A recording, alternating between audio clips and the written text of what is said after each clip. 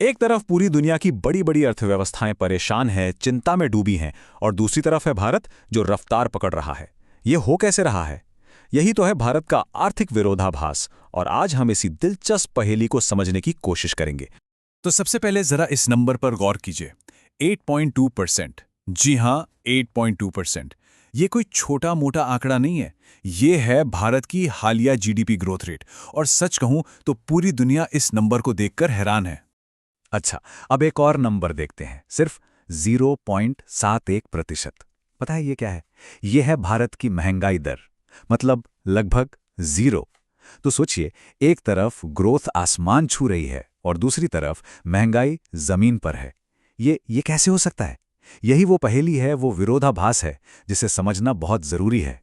तो इकोनॉमिस्ट भारत के इस दौर के लिए एक बड़ा मजेदार शब्द इस्तेमाल कर रहे हैं, गोल्डीलॉक्स मोमेंट।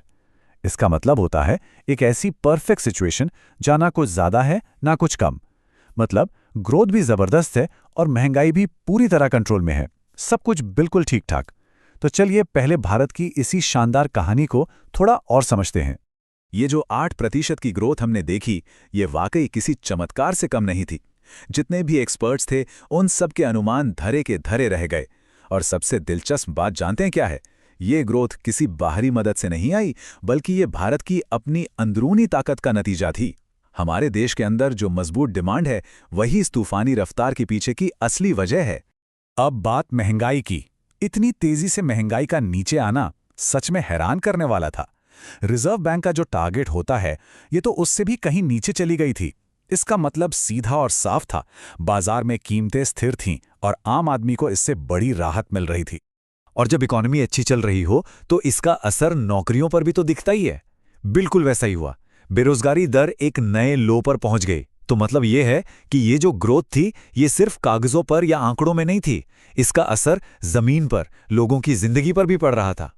और कहानी सिर्फ देश के अंदर तक ही सीमित नहीं थी। भारत दुनिया के बाजार में भी अपनी पकड़ मजबूत कर रहा था। हमारे एक्सपोर्ट्स यानी निर्यात लगातार बढ़ रहे थे। और ये क्या दिखाता है? यही कि मेड इन इंडिया सामान की डिमांड पूरी दुनिया में बढ़ रही थी। तो कुल मिलाकर देखें तो भारत में तो तस्वीर एकदम शानदार लग रही थी। सब कुछ बढ़िया। लेकिन एक बड़ा लेकिन है यहां। जब दुनिया के सबसे बड़े लीडर्स एक जगह इकट्ठा हुए, तो उनके बीच क्या बात हो रही थी? क्या वो भी भारत की तरह इस कामयाबी का जश्न मना रहे थे? इसका जवाब है बिल्कुल नहीं। स्विट्जरलैंड के दावोस में, जहां हर साल दुनिया के सबसे पावरफुल लोग जमा होते हैं, वहां का माहौल सेलिब्रेशन का तो बिल्कुल नहीं था, बल्कि वहां हवा में एक डर, एक चिंता फैली हुई थी। और इस माहौल को जेपी मॉर्गन के एक बहुत बड़े अधिकारी ने अपने शब्दों में कुछ ऐसे बयां किया। उन्होंने कहा, एक डर लगातार बना हुआ है कि महंगाई फिर से वापस आ रही है। और देखिए, ये डर सिर्फ हवाई बातें नहीं थी, ये आंकड़ों में भी साफ दिख रहा था। जरा इस टेबल पर नजर डालिए। एक तरफ भारत, जहां महंगाई 1% से भी कम, और दूसरी तरफ अमेरिका और यूके, जहां ये 2.5 से 3.5% के बीच थी। ये जो फर्क था, ये जमीन आसमान का था। और दुनिया भर के लीडर्स की चिंता की असली जड़ यही थी। तो सवाल उठता है कि आखिर दुनिया इतनी परेशान क्यों थी? इसके पीछे की वजह एक नई और थोड़ी डरावनी हकीकत है, और वो ये है कि दुनिया का जो आपस में एक जुड़ाव था, वो अब कमजोर पड़ रहा है। ग्लोबल ट्रेड के जो पुराने भरोसेमंद रिश्ते थे, वो टूट रहे हैं। इस नए दौर के लिए एक टर्म भी है, जियो इकोनॉमिक फ्रैगमेंटेशन, या कहें भू आर्थिक विखंडन। आसान भाषा में इसका मतलब ये है कि पहले देश एक दूसरे पर व्यापार के लिए निर्भर रहते थे और इसे अच्छा माना जाता था, इससे स्थिरता आती थी। पर अब वही निर्भरता एक कमजोरी, एक खतरा बन गई है। देश अब एक दूसरे पर डिपेंड होने से डर रहे हैं। इस बात को यूरोपियन सेंट्रल बैंक की प्रेसिडेंट क्रिस्टीन लेगार्ड ने और भी साफ कर दिया। उन्होंने कहा कि आज की तारीख में हर कोई ये समझता है कि ट्रेड सिर्फ पैसे का मामला नहीं है, ये अब देश की सुरक्षा का भी मामला बन चुका है। तो इस बदलती दुनिया में सर्वाइव करने के लिए देश अब 3 मेन स्ट्रैटेजीज अपना रहे हैं। पहली है इंडिपेंडेंस, यानी स्वतंत्रता, मतलब जो भी जरूरी सामान है उसे अपने ही देश में बनाओ। दूसरी है इंडिस्पेंसिबिलिटी, यानी अपरिहार्यता, मतलब कुछ ऐसा बनाओ जो इतना जरूरी हो कि दुनिया आपके बिना काम ही ना चला सके। और तीसरी है डाइवर्सिफिकेशन, यानी विविधीकरण, मतलब अपनी जरूरत के लिए किसी एक देश पर निर्भर मत रहो, अलग अलग देशों से रिश्ते बनाओ। तो सिचुएशन ये है, एक तरफ दुनिया है जो बिखर रही है और दूसरी तरफ है भारत जो चमक रहा है। पर बड़ा सवाल यह है कि क्या इस टूटती बिखरती दुनिया के झटकों से भारत खुद को बचा पाएगा? इसका जवाब हमें भारत के अपने इकोनॉमिक स्ट्रक्चर में ही मिलता है। देखिए, भारत की इकोनॉमी की बुनियाद कुछ बहुत मजबूत पिलर्स पर टिकी है। पहला तो है हमारे देश की अपनी ज़बरदस्त डिमांड। दूसरा, हमारा सर्विस एक्सपोर्ट जो लगातार बढ़ रहा है। तीसरा, वो पैसा जो विदेश में रहने वाले भारतीय अपने घर भेजते हैं। और चौथा, हमारे पास एक बहुत बड़ा फॉरेन एक्सचेंज रिजर्व है।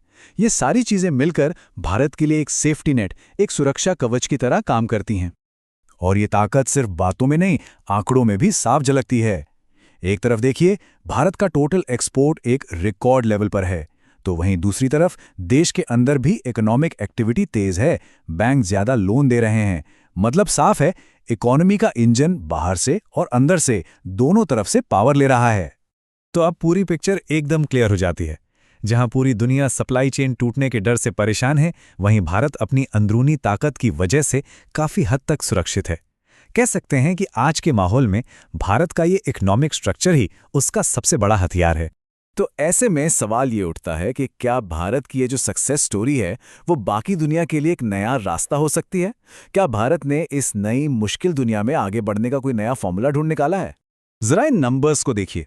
पिछले करीब 20 सालों में पूरी दुनिया के सर्विस ट्रेड में भारत का हिस्सा डबल से भी ज्यादा हो गया है। इसका मतलब ये है कि दुनिया भले ही फ्रैगमेंट हो रही हो, टूट रही हो, लेकिन ग्लोबल इकोनॉमी में भारत की अहमियत कम नहीं हो रही, बल्कि लगातार बढ़ रही है। तो आखिर में भारत की कहानी का निचोड़ क्या है? वो ये है कि दुनिया से जुड़ना भी है, लेकिन साथ ही साथ अपने घर को, अपनी अंदरूनी इकोनॉमी को भी मजबूत रखना है। और शायद यही बैलेंस, यही संतुलन भारत को एक ऐसा इकोनॉमिक मॉडल बनाता है जो आज की इस अनिश्चित दुनिया के लिए सबसे सही है।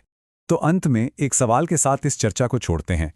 क्या इस टूटती बिखरती दुनिया में असली ग्रोथ का मतलब सिर्फ आगे बढ़ना नहीं, बल्कि झटकों को झेलकर खड़े रहने की ताकत है? क्या रेजिलियंस ही नया ग्रोथ है?